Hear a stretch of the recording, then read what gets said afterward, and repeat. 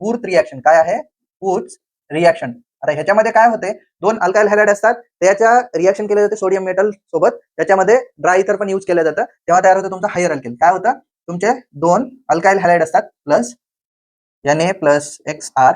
आता हे मी फक्त व्यवस्थित तुम्हाला समजा यासाठी असं लिहिलेलं आहे. बघा, हे 2 अल्काइल हॅलाइड आहेत, सोडियम मेटल आहे. ठीक आहे, अशा पद्धतीने रिॲक्शन होणार, तुमचा बनणार. आता हे जे अल्काइल अल्काइल ग्रुप आहेत एकमेकांसोबत बॉन्ड तयार करतील, तुमचा हायर अल्केल तयार होईल आणि बाकीचं जे राहतं NaX जे काय असेल ते, ठीक आहे, 2NaX. अशा पद्धतीने तुमची ही रिॲक्शन, हिला आपण म्हणतो ऊर्थ रिॲक्शन म्हणतो. काय म्हणतो? ऊर्थ रिॲक्शन. याच्यामध्ये एक्झाम्पल बघितलं तर बघा, CH3Cl plus 2Na plus CH3Cl. याच्यात काहीच करायचं नाही, सरळ सरळ जे मिथाइल किंवा अल्काइल ग्रुप दिसत आहेत त्यांना जोडून टाकायचं. जोडून टाकल्याच्या नंतर बाकी जे शिल्लक राहते त्याला आपण सॉल्टच्या फॉर्म मध्ये वेगळं करायचं. हिला आपण म्हणत असतो ऊर्थ रिॲक्शन. काय म्हणतो?